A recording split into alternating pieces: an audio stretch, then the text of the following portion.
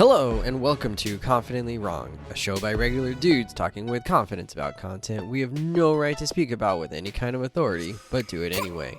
I'm Wesley Nakamura, and as always, I'm joined by award-winning director Brian Redondo and Savon Jones, aka Captain Monty. This is episode 124, and this is the fall preview, a chance for us to prepare you for some notable movies, TV, and games releasing in the next couple of months. I'm confident that this is going to be the best show you've ever listened to, and well, hey, if it's not, you can always ask us for a refund.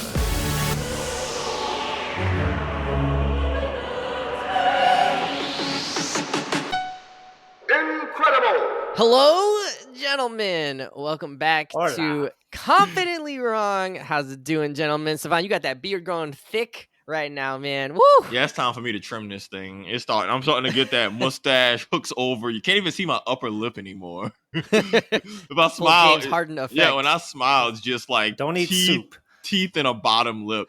Dude, I've been buying I've been snacking on queso and tortilla chips lately. Yes. And Oh, man, so good. it's delicious, but bruh, that thick cheese, I'm like, all right. That's when I was like, yeah, it's time for I had to wash my face after like a toddler who had spaghetti because I just had cheese stuck in my beard. I'm like, yeah, it's time to trim this. I don't have James Harden must hate his beard, right? no, because his like- beard is first of all, his beard is way He's better like than mine. 20 years deep. This is my brand, and I'm stuck with it. Yeah, but if you've seen James Harden without a beard, you're like, nah, he's Yeah, his face looks messed up. he like not that it look messed up, but it's like, you know, some people wear beards well, and that's okay, and they keep it for a reason.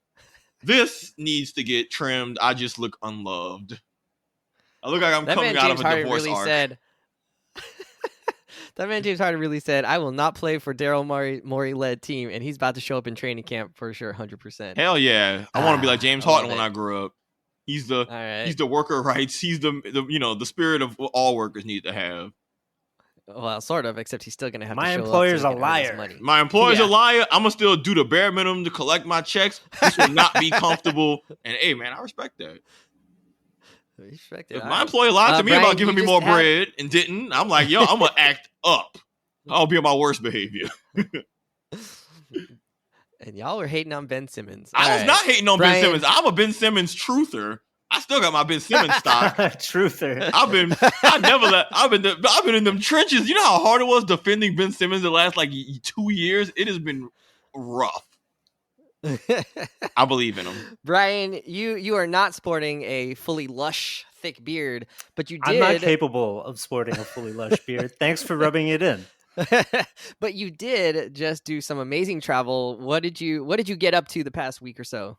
Oh, I was in Yellowstone National Park and the Ooh, Grand this man. Tetons, which apparently they're right next to each other. Who knew? He was in nature, y'all. In nature. I learned a lot about Lois and Clark and John Coulter and I think it's Shoshone Native Someone Americans. said Lois and Clark. Lois and Clark. wrong. I learned a lot about Lewis and Clark. Wrong duo. You know, I have been so confused by Lewis and Clark because of Lois and Clark for so long that I was just certain that Lewis of that expedition was a woman. Oh, I was for sure it Makes was a sense. woman. that I makes was like, sense. yeah. Wasn't the woman And like they met Sacagawea? Sacagawea. Yeah. Yeah. Yeah, we remember. But Something. time. She got- beautiful places. Go visit Yeah. them. Hell yeah. If 10 you out get of the 10, highly opportunity. recommend. Absolutely. All the geysers and the geothermal activity that's Yeah. rumbling underneath Yellowstone. That place is a volcano. I had no idea. Yeah. It's a caldera. Can you go in any hot springs as like a resort kind of hot spring, or is it all like sulfur gonna eat you up kind of? Yeah, hot you could go springs? in the hot spring and then die. That's Like what for I'm sure. asking. That's Are there that's any an like option? non-toxic ones that you can hang out in? You can put your face in a big vat of smoke and smell farts all over you because it's sulfur. So So these are things you can do at Yellowstone National Park. amazing. Sounds Was it like a crowded? trip. Annual pass. Absolutely. Very crowded. Okay. Maybe take away It's from it? weird, like all these outdoor nature things via the national park system, they're all tourist traps. It's like Disneyland in the woods. Yeah. So beautiful. yeah, the beauty is so spectacular that it offsets the awful people that are there. Nice. Like, I mean, you were one of how the awful many people. So NRA how much- No, Brian stickers is do I need to different. see? Brian is simply built Oh, different. Yeah, probably a lot. All right, let's get into it. This show is going to be our fall preview. We'll just call it the content preview because it's going to be movies, games, and TV. We're going to go through it all. We're going to get you prepared for what's expecting, how much money you need to save, how much time you need to save for the fall preview. My co-hosts were set. We're very clear that this is going to last until December 20th because that is the official end of fall. And so if we're going to call it the fall preview, it needs to end exactly on December 20th, as that is the agreed upon date of the end of fall. Yeah, the winter solstice is December 21st. So there you have it, ladies The and gentlemen. globe We're knows sticklers. We're sticklers for the technicalities here on this show, clearly. And then one thing I wanted to mention before we get into it is that there's a few shows and movies that were slated to be released this fall. But for, I think, mostly because of the writers and actor strikes, they're going to be pushing them to the spring in hopes that the actors and writers will be able to promote those films or TV shows more heavily. Because right now, anything that gets released, SAG-AFTRA has said that their people are not allowed to promote those films. So, assuming it's produced by a group that is being striked against. I don't know how you say that. The verbs are weird. So anyways, so because of that, like Dune was moved to next year right now to I think March, and Echo is moved to some unspecified early 2024 release. So those will not be coming this fall. So if you're like, hey, they didn't talk about Dune, it's like, yeah, because it's not coming yet. We'll talk about that later when it is slated to be released. All right. Sound good, gentlemen? We're going to go through these, and basically we're just going to talk a little bit about what the movie is or what the TV show is or what the game is, especially if it's something we think that maybe isn't quite as well known yet. We'll talk about the date that is coming out, and then we'll just give our quick thumbs up, thumbs down, get you ready, for the fall, and maybe we'll poke fun at each other because, I have wonderful taste and these gentlemen have suspect taste as we go through it. We'll find out. Brian, you want to start us off? You're like Trump, man. You're No. just like accusing other people of your own flaws. Projecting hard, boy. Get this man a white-screen. He projecting like no other. Get on some popcorn. All right, Sav, you're going to start us off. The first movie of this fall. What are we talking about? Yeah, so we're going to talk about Outlaw Johnny Black starring Michael J. White. For people who are unfamiliar, Michael J. White, renowned martial artist, was not in the movie Stomp the Yard, but very, very talented actor. Some of us might know him from Spawn, but if you're a Michael J. White fan, you're going to love this movie. For my folks at home who've seen Black Dynamite, so we know that Black Dynamite, for those who've seen it, was a parody of those old blaxploitation 70s films, but it was made in like 2009 or so. And, it was very purposely low budget, very much poking fun at the genre. Outlaw Johnny Black is the same thing, but in a Western context. So there's lots of blaxploitation that actually took place in Westerns. There's actually one in particular that I'm not going to repeat the name of it on this podcast, but it's a really, really good one. But Michael J. White plays the role of a kind of like outlaw gunslinger, but he's masquerading as a preacher. He goes into a town. Keep in mind, this is like the late 1800s, 1900s. So like it's racism. Race is a role. All this is a role, but it's silly. There's slapstick. There's martial arts for no reason. There's all kinds of gun fu, gun trick stuff. It's going to be a movie that has lots of action, but will be very silly and funny and poke fun of itself. If you like Black Dynamite, you're going to enjoy this movie. I saw the trailer. I'm so hyped. I am thumbs up on this one. The trailer looks hilarious. And just like very silly, but also like very cool. Like he's just a very cool Western, cowboy. And because he's not wearing a Beskar helmet, he gets to act with his face, which is exciting. So that's always fun. Brian? Does Michael J. White appear in The Mandalorian? No, but God, if he No, did, but The that'd be Mandalorian awesome. is styled Pedro as a Pascal Western. is Michael J. White. Oh my God. You heard it here first, folks. I would watch a Michael J. White parody, Star Wars parody, where it's the same thing like with Black Dynamite, but in like a space setting. Oh my God. That's the next one. Doing They cheesy gotta kung complete fu the and trilogy. stormtroopers, I would pay good money for a blaxploitation sci-fi throwback. I'm definitely thumbs upping this movie. Thank you for bringing it to my attention. The trailer looks awesome. Yeah. It just looks When's like it a lot of released? fun. Wait, when does this one come September out? 15th, people. So very soon. Oh, it's soon. Yeah, by the time this All pod right. comes out, it'll probably be out already. Oh, that sounds like a backslap to me that I can't get this pod out in time. All right, Whoa, sounds good. whoa, no. Whoa. What's with the Oh. projecting? I just said That was a it's little coming bit of out a soon. dig at me. I'm sorry. I had a baby. It took me a few days to get the last pod out. Jesus. That's your fault. You haven't figured that out yet? You act like the It's your stork. second one. You should have already know the You ropes. act like the right? stork came by and dropped the baby off unexpectedly. You knew this was coming months ago. I think I got it out in pretty good time. All right. Brian, you're up next. So mark your calendars, folks. October 20th. For me, Okay. this one, this is the movie of the fall, right? This is the one that we're waiting for. It's Killers of the Flower Moon, the new That's a dumb Scorsese title. movie. Dumb title. It's a dope title. It's like Killers of the Flower Moon. Oh my god, what is that? Yeah, Killers? what is that Cool. exactly? Dumb. Yeah, because it's a Scorsese movie. Like that's kind of all you need to know.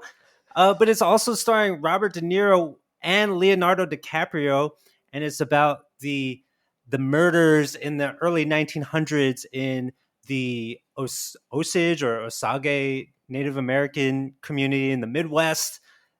A whole spree of murders that happens around the same time that oil is discovered, and so it's very much about Ooh. Native Americans, colonialism, capitalism, and killing. And there's a lot of killing because it's a Scorsese movie.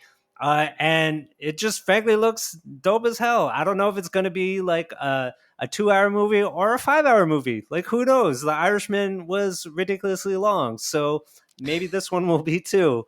But, it's definitely going to be worth the watch one way or another.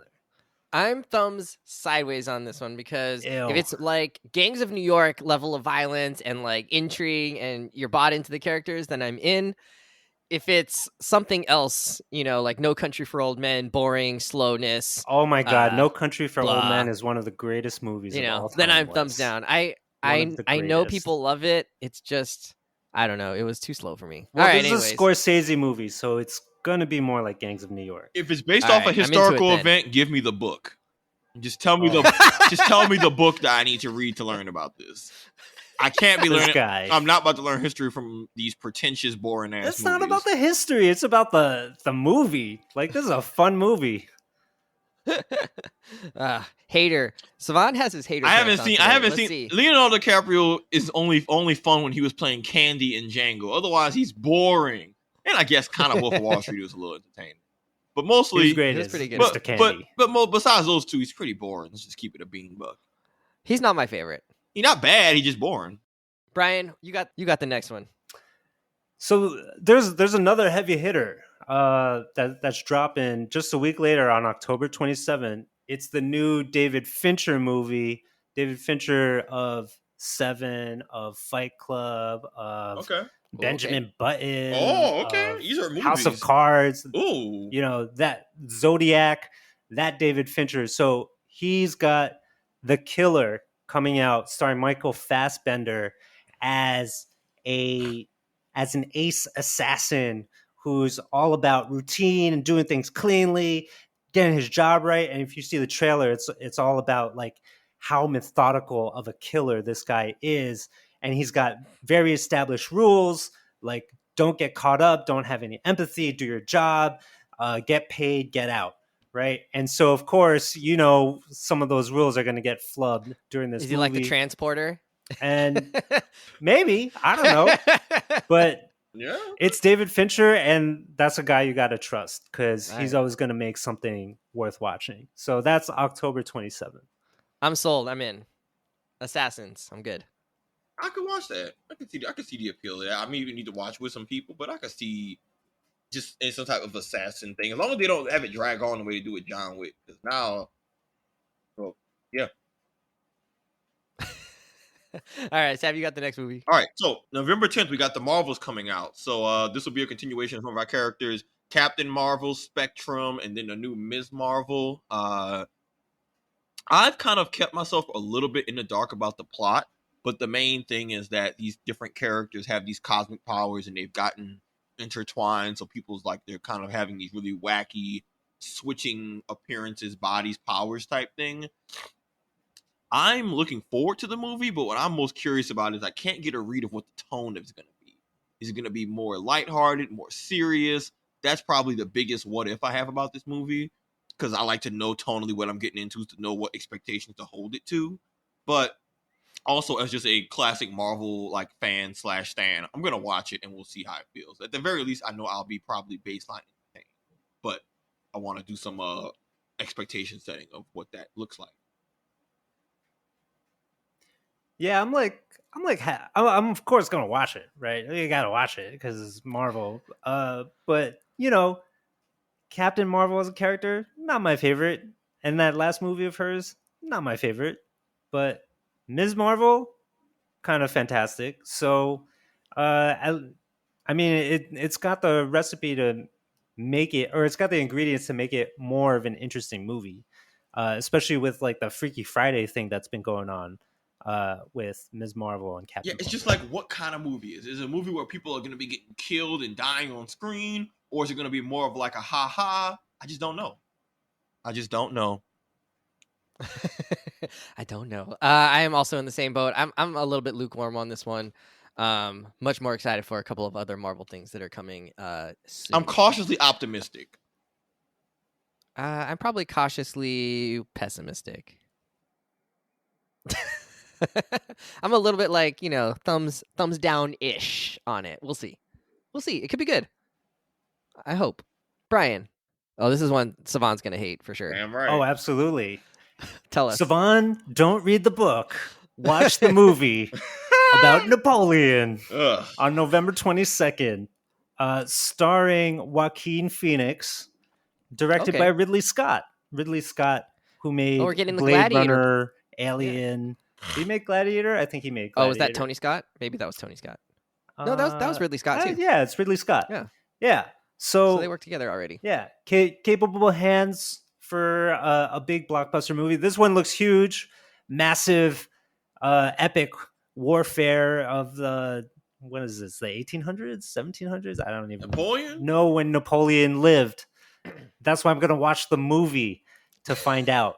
But yeah, it's like, it's one of these movies like monomaniacal guy rises to power, has crazy lusty relationship with some other woman who's also messed up as he is, and he kills a lot of people and then he gets messed up himself. So that's what the trailer looks like.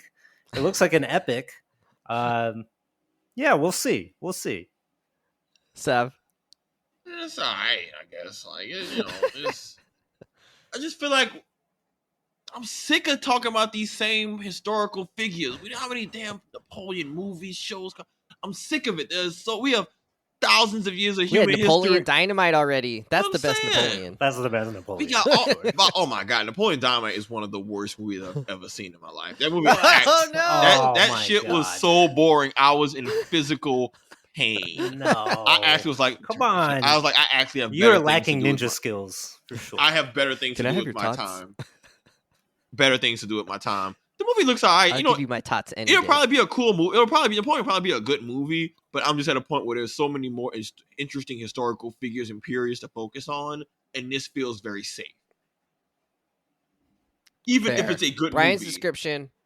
Brian's description actually made me a little bit thumbs down on it. Joaquin Phoenix is hard for me to take as anything but like super ridiculous. Like, I don't buy him as his characters all the time. I just see like Joaquin Phoenix. Joaquin Phoenix is super talented. You tripping? Yeah, but for me, he doesn't like disappear into his characters. I just think of him as Joaquin Phoenix while he's on screen. As like a really like wacky, eccentric person. Yeah. Right? Yeah. And he just likes to that's what he's been playing a lot of. So anyways, but yeah, I think I'm thumbs down on that one. If you see it, Brian, and it's good, let me know. Maybe I'll check it out over Thanksgiving or something. But yeah. I'll read the book. Honestly, I think it's a streaming queue for me. Unless the reviews are really good. I'm not paying a movie to see a Napoleon movie in theaters. Got me bent. So a few weeks later, here's another one, December 8th. Oh, that's my birthday! Happy birthday to Wes. Oh, you turning 40? 40. Both of y'all turn 40 this year? Ooh, 40. 1983, bro. Ooh. It was a good year. It was a good Oh, year. oh, really? Oh. So on Wes's birthday. Wait, what year were you born? 91? 93. I'm 30. I'm 10 years younger than y'all. Oh shit, bro, 93. I was already formed. You I already had you were thoughts. 10. You already had bad takes. I almost I almost had a sense of humor at that point. Oh my goodness. It's still working on that, right? It's a work in progress. All right, The Boy and the Heron. Tell So us. December 8th, Wes's birthday, The Boy and the Heron, which the title alone maybe not the most exciting, but the headline here, the new Hayao Miyazaki movie, his final film, his swan song. He always says it's his final film. He's always retiring. He's like the the guy he's that like the brought Jay-Z you of retiring. Spirited Away and Princess Mononoke and Yeah. like spawned Genius. so many like rip-offs of his art style and animation. This is the last one. And the interesting thing about it is that it released in Japan, I believe this summer. Zero marketing. No trailers, no ads, no like press tour or any of that. It was just expected that like people will show up because it's Miyazaki's last movie. And so similarly here in the US, like, you know, the purists are going to follow suit. So I have not seen the trailer. I do not know anything what this movie is about. That's also part of what happened in Japan. Like, who knows? I don't know. I know nothing about this movie except Hayao Miyazaki. That is it. I'm thumbs up. I'm thumbs up because it's Miyazaki, but I'm thumbs down because it's disrespectful as hell for them to say, "Oh, it's your boy, his name on it. We don't even need to market this shit. Y'all just gonna go see it." That's real presumptuous, and to me, that feels disrespectful. So, on principle, I'm going to at least complain about it like I am right now. And I'm someone who y'all know me. I try to avoid trailers for things when I can, especially if it's something I know I want to see. Now I want to see a trailer just to say, "Nah, f that." You're not about to just, sun me into just, bully me into just thinking, hype beast me into thinking, "Oh, it's Miyazaki. We're just gonna go see it regardless of what it is." No. You wouldn't watch a trailer anyway. I respect that position, and now I'm hoping that it's a 2-hour hentai. And Miyazaki's just trying to mess with all of us. Yeah, it's not. It has nothing to do with the content in the movie. Wes, it's purely on principle. Don't just be out here throwing your name on something. That's like the Trump method of just slap his name on it. It's like, "Oh yeah, it's good. It's Trump. It's got value." It's like, no, hold on. You can't just do that. I'm gonna need you to let me as a viewer know what I'm getting into, not just slap your name on it and think I'm about to just lemming my way into the theater. Like, that's out of pocket. What I look like, even if I am gonna go see it. All right, but let me point out that even if it had a trailer, you're very unlikely to watch it. For stuff I know I want to see. You don't necessarily want ads. You don't want more ads on your phone or on your computer. And maybe the lack of advertisement was just a Japan thing, and that's a different context, a different culture. And you're always telling us that we should not try and put an American lens on things that happen in different countries. Like, we are not necessarily the target. So wow, I would say this feels like, you're complaining about something that you're not actually upset about. So I'm just saying, I'm upset on this ain't nothing to do with all those other valid dope points I've made in the past. This is just but I'm not This is in a vacuum. This is in a vacuum. You can't just purposely not promote something and then just say, "Oh, they're gonna do it, they're gonna go eat it up regardless." I don't care if it's good. I don't care if it is good, and I don't care if all that is correct. I don't like the idea of it. Even if they're right. So we should all be the big baller brand and promote the hell out of things that are empty. No, but just don't blatantly not promote it. Like, if they didn't promote it because they didn't have the money for it or the time or budget, I'd be like, "All right, cool. Hey, things happen." They had all those things and said, "Nah, F that. We just not going to do it." I like that this could all be a misinterpretation of what actually happened and we're just complaining about it. Nope, I won't be mad. That's December 8th. Wrong. That's December 8th, Wesley's birthday, The Boy and the Heron. Check it out.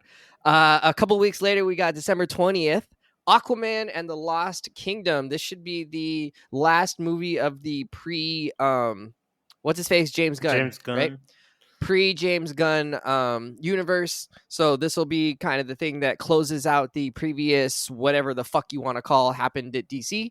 Aquaman 1 I was not a huge fan of in terms of the visuals, but I did like the story. I liked Jason Momoa's take on Aquaman. It's just kind of a comedic, but like very like caring, very charismatic character. Also, just like enjoyable. He looks like Aquaman or like a modern day version of Aquaman, so that was pretty cool. But anyways, his sequel comes out December 20th. Very little in the way of plot details have come out about it, so we'll kind of get to see what happens there. Maybe we'll get to see like a manta or something. That would be kind of dope. Who knows what could come of this, but I'm into it. I'm willing to give DC a last shot at this. It's got promise, I would say. Brian, how are you feeling about this one? December 20th, Aquaman 2. I haven't even seen the first Aquaman. I'm totally not interested in the character, and because of the shift into James Gunn's world, like there's even less reason for me to invest. And I'd much rather have a Namor movie than Aquaman at this point. Wait, did you guys see Blue Beetle? No, not yet. I have not. No, you guys didn't go see it? Yeah. I still want to see it. Alexis saw it and said it was good. I've heard from a couple of people that really enjoyed it. And they liked that their focus was on the family more than it was necessarily about like just the titular character. So we were going to try and see it this week, but a lot of things happened in the lives of ourselves. So we didn't, but hopefully we'll be able to get to check that out. Maybe we'll be able to bring you a review on it at a later date. So December 20th, the last official day of fall, Aquaman and the Lost Kingdom. We're going to move into games next. There's a few games that are coming out that are kind of notable that we wanted to highlight. Brian is going to lead us off there. I want to throw out this indie game, Cocoon, by the lead gameplay designer of Inside, which was another indie hit. It was kind of like a 2D, 2.5D, very highly stylized art style, really clever platforming and puzzle gameplay. And so Cocoon is kind of taking off of that, but introducing this idea you play like a beetle type character that can fly, but goes into these orbs and goes into a deeper world within the orb, and then another orb within that orb, and then deeper and deeper. Inception style.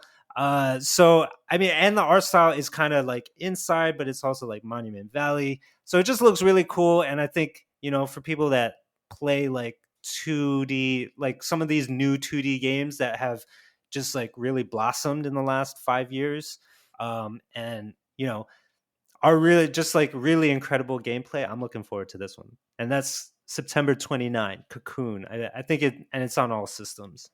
You lost me at orbs within orbs. I'm thumbs down. Sav, Boo. where you at? It looks like it will be a good game, an entertaining game for its niche. I don't think I'm in that target audience because I just play different types of games. But I think for people like you, Brian, or even for people who who you want to get into video games, but they're not into like the that comes with fighters and shooters, but maybe something that's a little more pick up and play and more intuitive. These are good games to have around, and I'm glad that they exist and that there's a market for them. So I will maybe watch some YouTube videos of gameplay, but I'm probably not going to buy it. But, I can still appreciate what it brings to the ecosystem. Fair enough. Very level. Biodiversity, you dig? A few days later, we get October 4th, I believe, Hellboy, Web of Weird. I think this is going to be on all consoles and platforms as well. It's supposed to be a roguelite type of game, which I had to look up what that meant. Thanks a lot to the website. Let's see, what is this website called? It's called makeuseof.com. Looked it up. They had a great definition there. It's very whole. What is that called? Full? Nope. What's the word for things when they are very complete? Like that. Anyways, I am not necessarily a Hellboy fan, but what kind of attracted me to this game was just the style. It's very cool looking in some of the stills that they've released so far. So I don't know that I'm going to buy it for sure, but I definitely want to hear from somebody who buys it because it seems like a cool game to play. And just like a game where you can just pick up and start throwing shit at the wall and seeing what happens and using Hellboy's just weird, character list. Hopefully a bunch of his friends show up and kind of make things happen in that way. October 4th. Yeah, I'm very curious about the game too, just because of the art style. It looks exactly like the comic book, but animated and playable. So that is a thumbs up. You know, there's a certain amount of respect for the source material if they're gonna do it that way. Sav, I mean, I'm more or less gonna echo what y'all said. Like, the art style looks dope. Any game that can have a lot of fun with the visuals, I'm always big on video games taking advantage of what dope visuals can do and how that can have its own fun version of storytelling. I'm not necessarily a long-term Hellboy fan, but I could see this being a game that I could like rent and see myself getting into. So nice. like again, like I have a lot of games that I already actively play, so it'd be hard to fit this into my rotation. But again, it's one of those. I'm glad it's out there because that's good for the larger gaming community. You dig? Dig. Brian, you're up next. It's our good So friend Nintendo. another 2D game I'm throwing at you on October 20th, Switch exclusive, and probably part of the swan song of the Switch. To be honest, Super Mario Bros. Wonder. They're going back to the 2D formula that I don't know when the last like real 2D Super Mario game was, but this is that. And as I said before, they're like putting all of modern day technology into the 2D platformer, side scrolling platformer, um, and it just looks like a lot of fun. I believe, and it's multiplayer, it's online and couch co-op, Ooh. lots of different characters, and the key thing here are like all the upgrades, right? Like in Mario games, you get Fire Mario, Tanuki Suit Mario. This one there's Yeah. like Elephant Mario, uh, some other wild stuff is in there, and it really just looks like Nintendo understands what the bar is for 2D platforming now, and like how wild it has gotten because of all the indie games, and so they're putting their stamp on it, and it just looks like it's going to be another classic platformer. I'm thumbs down. The last time I played a Super Mario was Super Mario 64. I don't What the need hell another is Super wrong Mario in my with life. you? Think of something Jeez. new for us to play. If That's what I'm saying. dude, Thumbs Jeez, it's down. about the gameplay, man. yeah, the gameplay, they've done the most innovating of their gameplay. Oh my god. Oh, heathen take.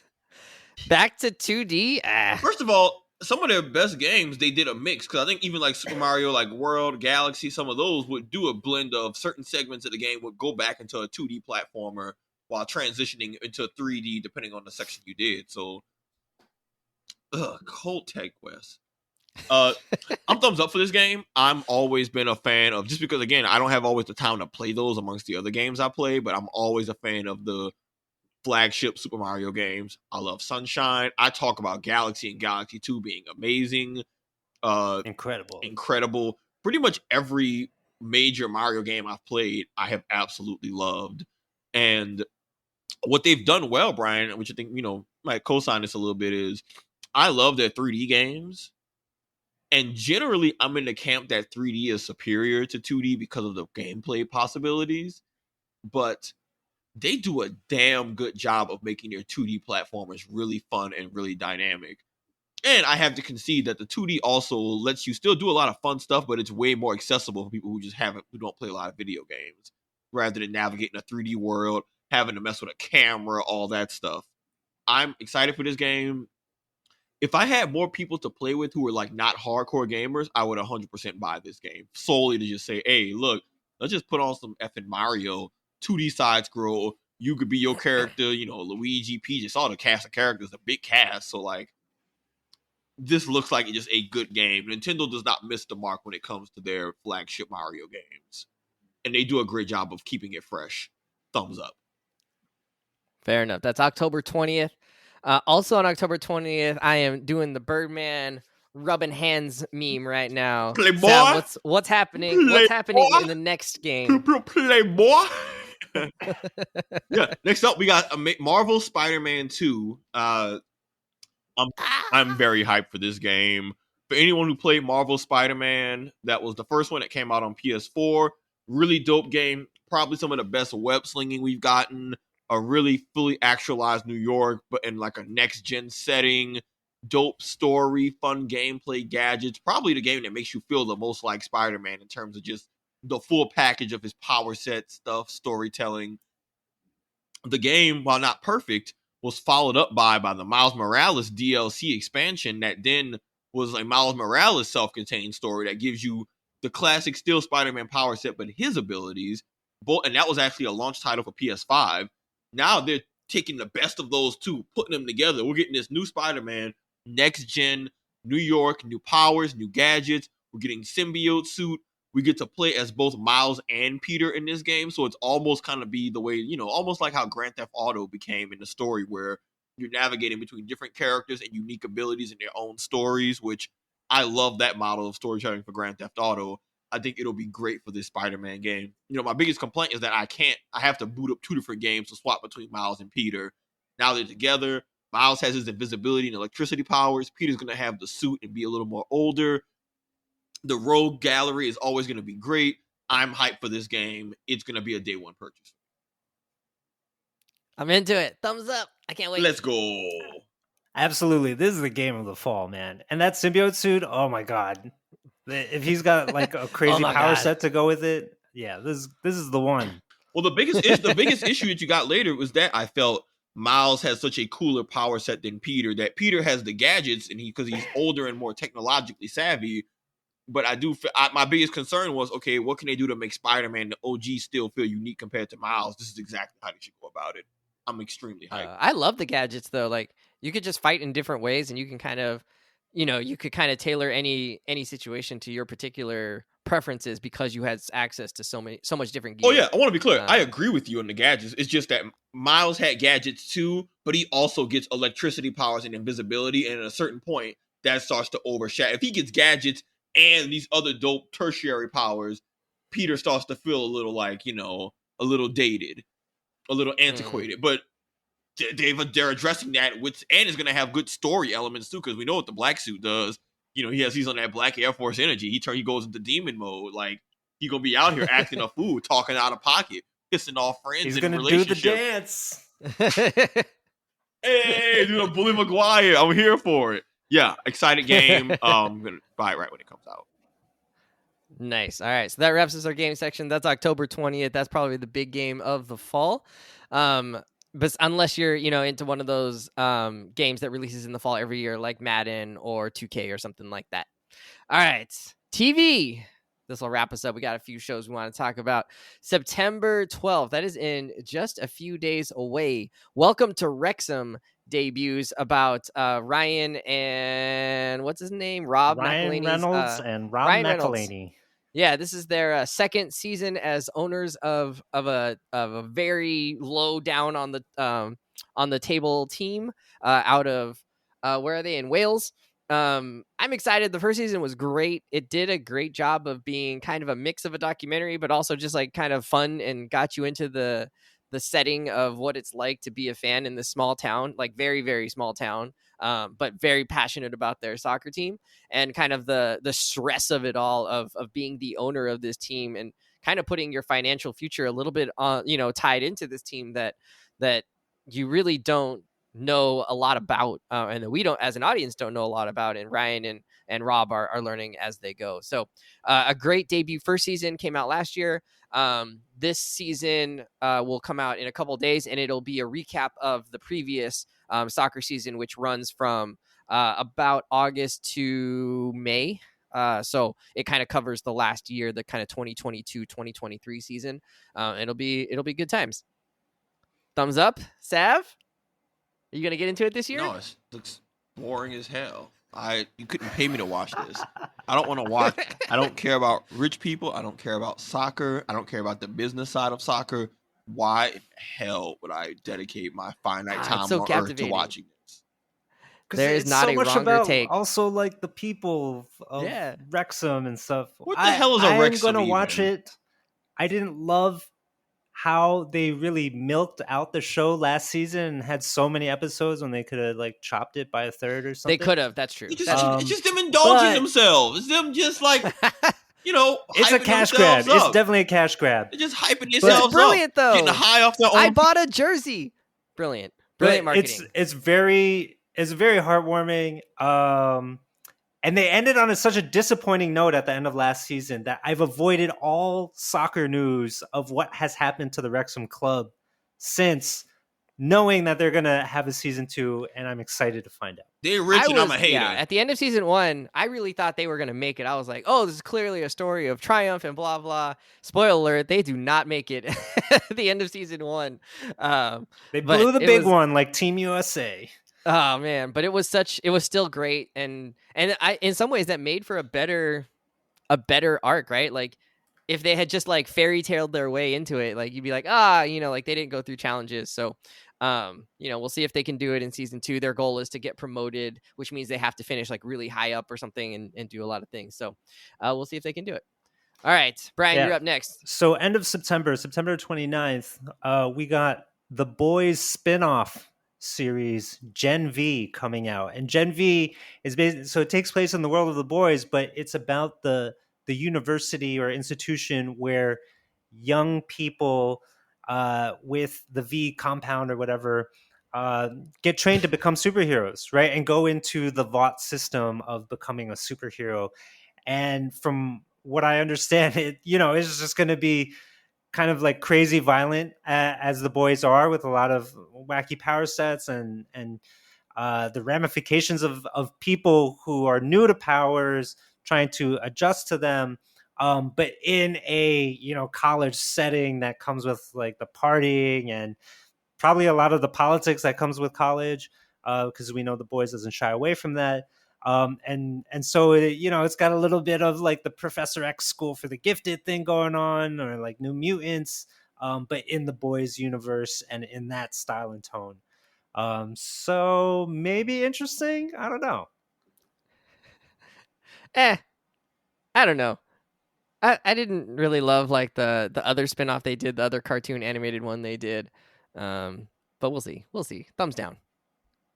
Does that have anything to add? Yeah, I'm middle of the road about this one. On one hand, it's The Boys, so like it'll be entertaining at its bare minimum. But I don't know if this show is gonna have the characters and the heart that makes the main show engaging. Which is my biggest concern. Are they just gonna do it with just like sex and violence? Which, okay, that's cool and all, but that's balanced out by really good performances and really interesting characters that they adapted in better ways from the comic, which, I've said before, that comic is the worst comic I've ever read in my life, like by a long shot. And the show is based off an arc from the comic, or the premise of it involving young superheroes, kind of like almost like an X-Men type thing. And again, I hated that in the comic with a flaming passion. I'm sure they're going to clean up the source material, but I'm going to be low on it before I'm high on it. And then The Boys kind of has this issue of the main show, also has the issue of the status quo never getting shaken up. And so if this is just like another boss evil, they screw people over, it's all they're all evil, they're killing these people, all this, and I kind of know what's going to happen already. It's like, okay, I have other things that I could be watching outside of this that maybe what is this bringing to the table that's refreshing. What is this show going to do that The Boys isn't already doing for me? Yeah. There. Yeah. I think my issue is like, man, I can only take so much of The Boys, like the level of violence and like morbidity and just mangling that they do of human bodies. It's just a lot to take, man. So like, a whole nother show. I don't know. I mean, The Boys season 4 should come out in a little bit or whatever. So I'm just saving up my, my capacity for that level of violence, for the actual show, I think. All right. October 6th, the big one, Loki season 2 with Loki, Mobius, maybe some Sylvie, maybe some Kang. Oh, Kiku Kwan's in this one also. Oh, okay. Great. So, should be a lot of stuff. Hopefully they'll build on some of the great building blocks, I think, that they laid in season 1, that really left us kind of scratching our heads for like, okay, well, what's going to happen now? We've seen a little bit of this play out in other shows and other movies, but we really haven't seen, well, I guess in Ant-Man Quantumania, we saw what the Conqueror could do. But we'll see how this ends up, if he who remains ends up coming back, or how they handle that. Obviously it's a little bit tricky with Jonathan Majors being in his legal issues and potentially having done some very not good things with his girlfriend or something like that. So It'll be interesting to see how Disney promotes this, if at all, and whether Kang actually plays a big role, or whether they've had to change how that ends up playing out. But October 6th, I'm into it. I love the interplay between what's his name, Owen Wilson and Tom Hiddleston as their characters. Just phenomenal. I think they have a great chemistry going on, and I enjoy watching them every single minute. Absolute thumbs up. Love the world that they created in Loki season 1, and I'm excited to see a new version of Kang. Like, that's the best part about Kang. So I'm in. All right, let's move on. It look alright, I guess.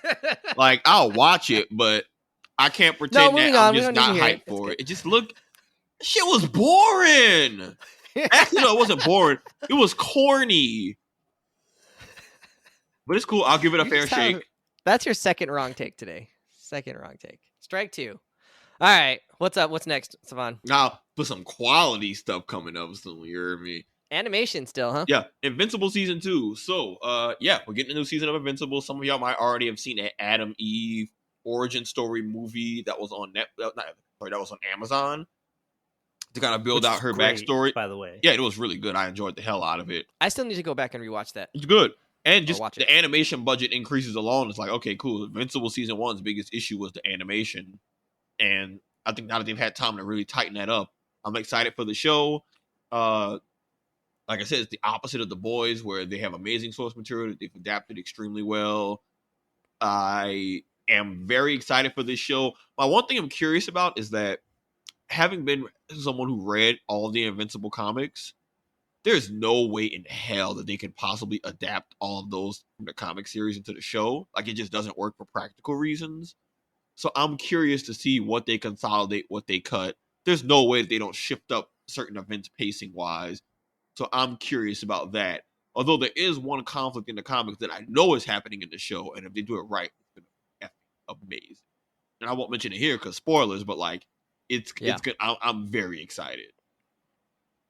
I'm going to mention it. I'm pretty sure the villain in this is Angstrom Levy. Oh, yeah, like yeah. So we're talking about the dopest villain. So after season 1, I, like Savon, went out and bought like the compendiums and like read. I haven't finished. I have a little bit left, and I have spoiled it for myself. And Invincible just gets better and better. So I am really looking forward to season 2. Yeah, I hope. Look, well, you both have me excited, so Brian, I'm thumbs up on it. November 3rd. Wait, one thing I'll say super quick.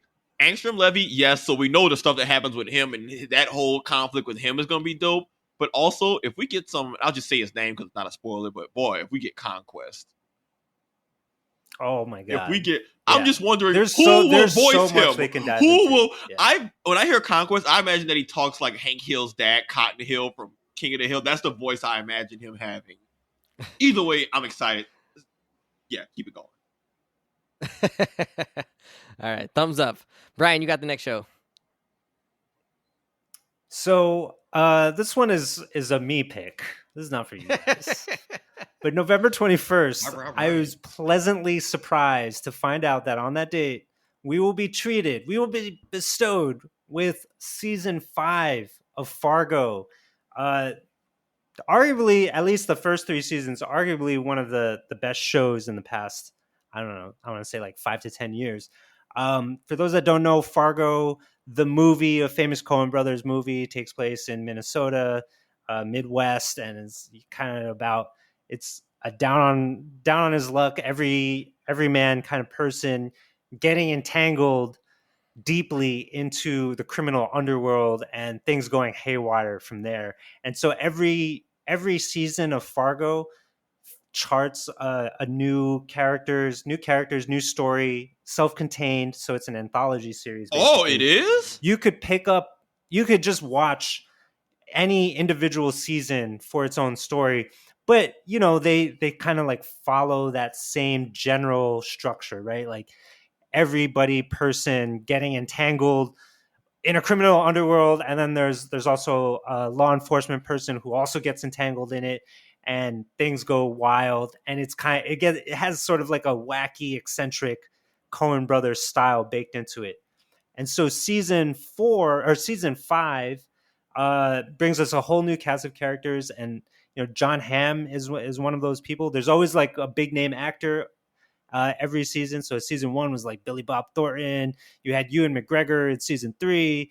You had Chris Rock in season 4. Season 5 has John Hamm. So I don't know any other details aside from that, but like I just know that it's a show that brings a lot of quality. It's like really interesting plot lines, really great, quirky, memorable characters, and stylistically, they just have some of the best storytelling that I've seen on TV. So I am looking forward to season 5, even though season 4 was kind of a misstep. Okay, I'm going to not give a thumbs up. I'm going to say, Brian, do you think this is a Wesley show? Would I thumbs up after having seen it? No, of course not. Oh, okay. Then I'm thumbs down. I don't know. I think you'd have to watch season 1 and then tell me how you feel about that. Like, I don't even know if you like Coen Brothers, man. Like, you didn't like No Country for Old Men, which is like one of the magnum opus movies from their entire work history, and just like one of the greatest crime movies of all time. My dad loves the original Fargo movie. The original Fargo movie is also a masterpiece. All right, Sav, what are you? Thumbs up, thumbs down? I mean, I love anthology series just by genre. Like the genre of any anthology series where it's self-contained season-based stories. I love anthology series. I think most of the shows there are so many shows I think will be better as anthology series. I love a good anthology. That's why I love Black Mirror so much. Dude, if it's it's not like Black Mirror where like every episode. Yeah, no, I know it's each season, but still, yeah, but I'm cool with that too. Like I'm okay. I think my biggest issue is sometimes movies and shows don't know when to end the story. But if I know y'all got a story y'all want to tell for 10 seasons, and y'all have a theme that y'all do season to season, shit, I'll watch that if it's good. So I don't know how I feel about the genre itself, but I didn't know that Fargo was self-contained seasons. That alone is enough for me to consider giving it a watch straight up. And I'm a huge Chris Rock fan. And I'm a huge John Hamm fan, so like I'm looking up the show now, and I'm like, oh, these are like some heavyweight actors in these self-contained stories. Shit, if the writing's good, I'll give it a solid watch. That was a good shit. Shit. So wait, is the theme so? What's the theme of the show again? Is it just crime thriller? Is that what's the overarching thing that connects these shows? Like not events, but like what's the one consistent thing that you would expect between seasons? So it's always like this person, like in the first season, is like an insurance salesman. He gets into some hot water, right? Because he's kind of a loser. It's usually a loser type character, and they get into hot water when they get enmeshed with the criminal underworld. And in the criminal underworld, there's always some other bigger plot that's happening there, and that loser person gets involved somehow. And they get in way too deep, right? Because they just keep making mistakes. And then there's usually a law enforcement person, but like local law enforcement, like bumblefuck law enforcement, who has to step their game up to try to figure out what the hell is going on. And so that I think that's what's to be expected every season. So we'll see. We'll see what happens in this new one. Hell yeah. All right, friends. That's going to wrap up our fall content special. Whew, that was a lot. That was movies. That was games. That was TV. Some of the highlights. Just as a recap, we had Invincible coming this fall. Right. Loki's coming this fall. Spider-Man 2 out on PS5. And then a bunch of movies like The Killer, Killers of the Flower Moon, Outlaw Johnny Black, and then Aquaman will finish us off out in December. So hopefully we've got you ready for the fall. And don't forget, some movies are not coming out in the fall because of our ongoing strikes. Boo on that. All right, friends. Pay them people. That'll do us. Hit us up. Are you hating on unions, Wes? Jeez. Oh, no, I'm pro-union. I'm anti them not getting paid and this whole situation not getting resolved. I'm pro whatever benefits at me. Confidently at confidently _ pod. Instagram, DM us, let us know what movies, games, TVs you're into this fall or you're looking forward to. Have a good one, y'all. Peace out. Bye. That was good.